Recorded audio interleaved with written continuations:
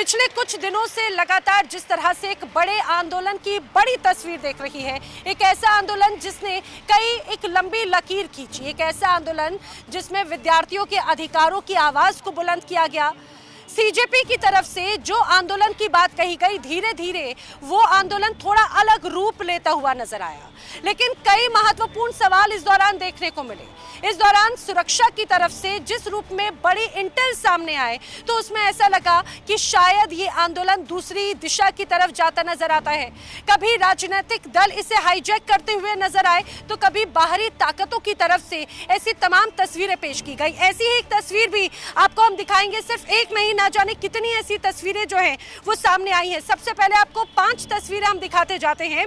NEET paper परीक्षा leak को लेकर जिस रूप में बड़ा आंदोलन शुरू हुआ, उस आंदोलन के साथ में दुनिया भर से अलग अलग प्रतिक्रियाएं आना शुरू हुई।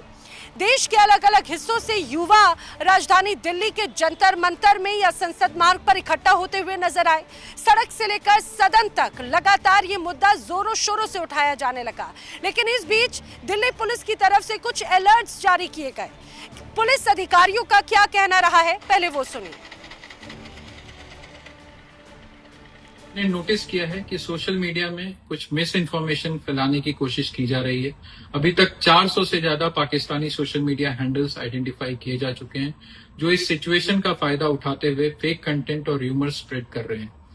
उनको ब्लॉक कराया जा रहा है। ये वही सोशल मीडिया हैंडल्स हैं जो ऑपरेशन सिंदूर के दौरान भी एक्टिव थे। उनका सिर्फ एक ही मकसद है, लोगों को भड़काना और स्पेशली स्टूडेंट्स का ध्यान भटकाना। मेरी आपसे अपील है कि बच्चों की सेफ्टी के लिए किसी भी फेक पोस्ट, एडिटेड वीडियोस या एनोनिमस हैंडल से किया हुआ कोई भी पोस्ट के भड़कावे में ना आए। किसी भी पोस्ट को शेयर करने से पहले फैक्ट चेक करो, र्यूमर्स को स्प्रेड मत करो और किसी भी एंटी सोशल एलिमेंट्स को अपने इमोशंस का कंट्रोल मत लेने दो। याद रखो कि पीसफुल प्रोटेस्ट करना आपका अधिकार है और दिल्ली पुलिस इस अधिकार का रिस्पेक्ट करती है। तो सुना आपने दिल्ली पुलिस के अधिकारियों का, उनकी तरफ से एक तरह से अलर्ट जारी किया गया। लोकतंत्र है हिंदुस्तान में, आवाज बुलंद करने का अधिकार सभी को है, लेकिन जब ये आंदोलन किसी के लिए टूल किट बन जाए तो बड़े सवाल खड़े होते हैं। ये टूल किट क्यों? दरअसल एक अलग नैरेटिव पेश करने की कोशिश की गई। इसे टूल किट इसीलिए कहा जा रहा है क्योंकि एक पैटर्न इस बीच जरूर नजर आया, वही पैटर्न जो किसान आंदोलन के दौरान नजर आया था। ठीक उसी तरह का पैटर्न हमने ऑपरेशन सिंदूर के दौरान भी देखने को मिला था, जब कुछ लोग अलग अलग तरह की तथ्यों के साथ में लोगों को बरगलाने की कोशिश कर रहे थे। अब एक बार फिर उसी तरह का पैटर्न इस पूरे आंदोलन के साथ में नजर आया और यही वजह है दिल्ली पुलिस की तरफ से ऐसे 400 से ज्यादा अकाउंट्स को ब्लॉक करने की बात कही गई, जिसमें कहा गया कि उनके माध्यम से ऐसे बरगलाने वाले तथ्य पेश किए गए। हालांकि ये सवाल इसीलिए और भी ज्यादा खड़े हो जाते हैं कि चाहे बात यूएस एम्बेसी की तरफ से एक नोटिफिकेशन जारी करने को लेकर हो। 17 तारीख को नोटिफिकेशन जारी किया गया, जिसमें 20 और 21 जुलाई को बड़े आंदोलन की बात राजधानी दिल्ली में कही गई। इसीलिए बड़े सवाल ये खड़े होने लगे कि क्या जिस रूप में बड़ी ताकतों का जिक्र किया गया, वो बड़ी ताकतें इस आंदोलन को प्रभावित करने की कोशिश कर रही हैं छात्रों के आंदोलन की आड़ में? क्या इसी तरह की बड़ी साजिशें पाकिस्तान में बैठे कुछ नुमाइंदों की तरफ से भी एक तरह से किए जा रहे हैं? जो बड़े सवाल अब लोगों के जहन में खड़े होते हैं इस पूरी चर्चा के साथ में, क्या भारत से सीधे लड़ने में नाकाम अब कई ऐसी पड़ोसी ताकतें अब हिंदुस्तान के अंदर इस तरह से बरगलाने की कोशिश करें, दंगा भड़काने की कोशिश कर रही हैं? बड़े सवाल, क्या पाकिस्तान से चलने वाले कई सोशल मीडिया हैंडल्स, उनके पीछे पाकिस्तान की ऐसी तमाम एजेंसीज उसका हिस्सा बन गई हैं? क्या भारत की तरक्की से जलने वाले लोग ही अब सीमा पार बैठकर ये कहा जाए कि इस तरह के आंदोलनों को हवा देकर हिंसा भड़काने की कोशिश करेंगे चर्चा। खास मेहमानों का पैनल मेरे साथ में कनेक्ट हो रहा है। मेरे साथ में बीजेपी की तरफ से राम कुमार पाल जी कनेक्ट हो रहे हैं, कांग्रेस प्रवक्ता डॉक्टर राहुल यादव मेरे साथ कनेक्ट हो रहे हैं, सीनियर जर्नलिस्ट सर्वेश पाठक भी मेरे साथ में कनेक्ट हो रहे हैं। आप सभी का इस चर्चा में बहुत स्वागत है। चर्चा की शुरुआत डॉक्टर राहुल यादव आपसे, क्योंकि बार बार ये बात कही गई कि जिस रूप में ये पूरा आंदोलन शुरू हुआ था तो ये नीट को लेकर या विद्यार्थियों के अधिकारों को लेकर, लेकिन जिस रूप में एक बड़ी तस्वीर हिंसा की नजर आई, बाकायदा इसमें पीआईएल दाखिल करने की बात कही गई, एनआईए की जांच की बात कही गई, सीजेपी की तरफ से कहा गया कि ये जो हिंसा भड़का रही हैं वो सीजेपी के कार्यकर्ता या फिर वो स्टूडेंट्स नहीं हैं। फिर आखिर कौन है वो लोग? क्या ये आंदोलन भी एक तरह से राजनीति या टूल किट का हिस्सा बन गया है क्या, राहुल जी? नहीं, देखिए नैना जी, ये तो सरकार को देखना है कि ये कौन है ये लोग। ये इसका जवाब भी विपक्ष देगा। फिर अमित शाह क्यों बैठे हैं?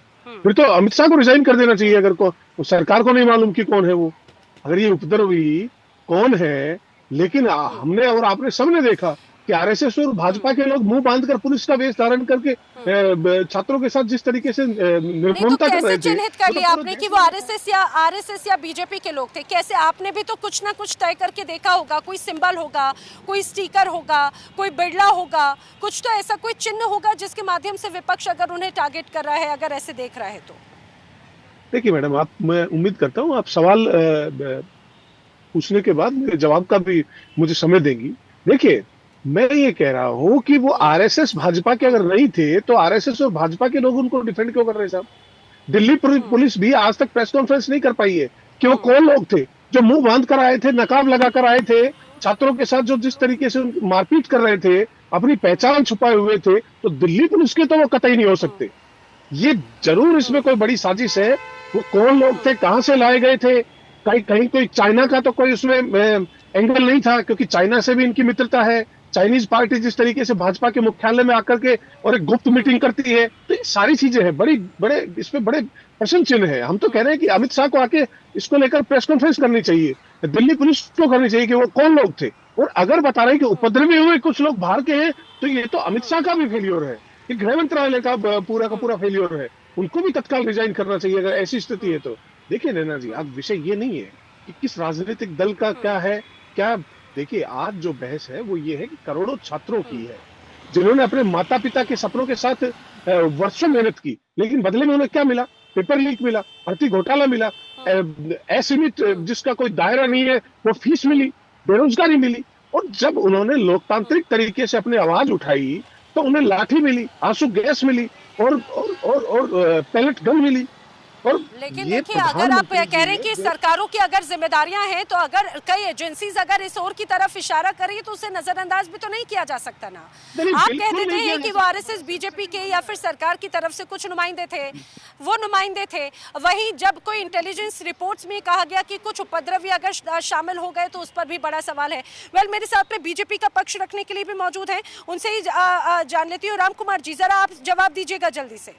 ये कहा गया कि भाई इस पूरे आंदोलन को क्या हाईजैक करने की कोशिश की गई? क्या इस आंदोलन को दूसरी दिशा में ले जाने के लिए बाहरी ताकतें अब सामने आ रही हैं जिनका खुलासा हो रहा है?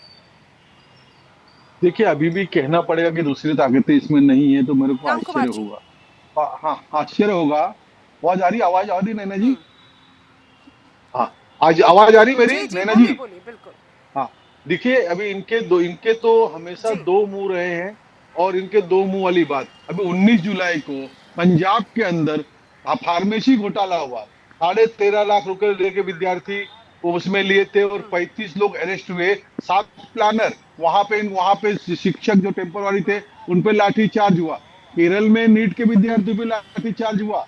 ये वहां पे इनको नजर नहीं आता, जहां बीजेपी और 2006 से लेके लगातार कहो तो आप समय दो तो नाम पढ़ दूं कि लगातार ये हुए हैं 2022 तक इनके अन्य राज्यों की सरकार में, जितना केंद्र उतना राज्य का भी। और हमारी आरएसएस की एक हमारी प्रियंका गांधी है, उन्होंने स्वयं कहा था कि भाई ये नीट की समस्या, पेपर लीक की समस्या बहुत बड़ी समस्या है, ये देश की समस्या है। गहलोत जी ने बड़ी कोशिश की लेकिन ठीक नहीं हुआ। ये बयान है। उन्होंने आपकी सरकार पर सवाल उठाए पाल साहब।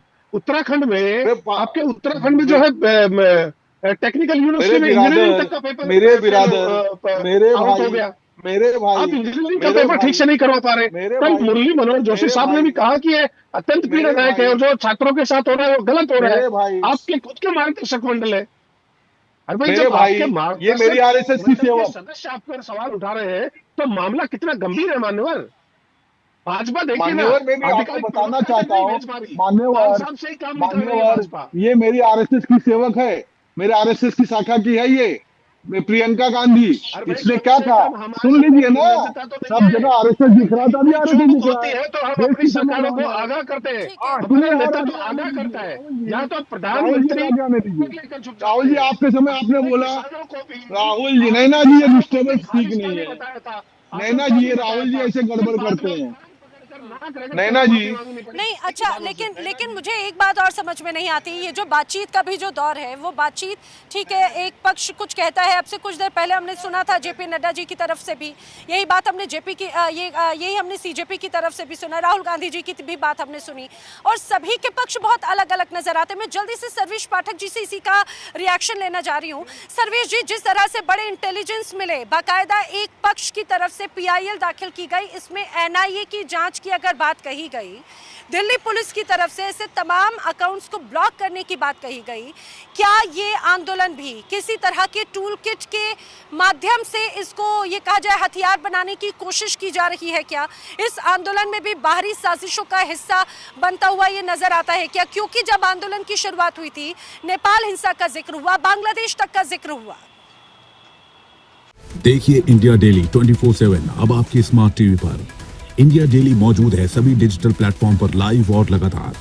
इंडिया डेली 24/7 हर दिन राष्ट्र को समर्पित।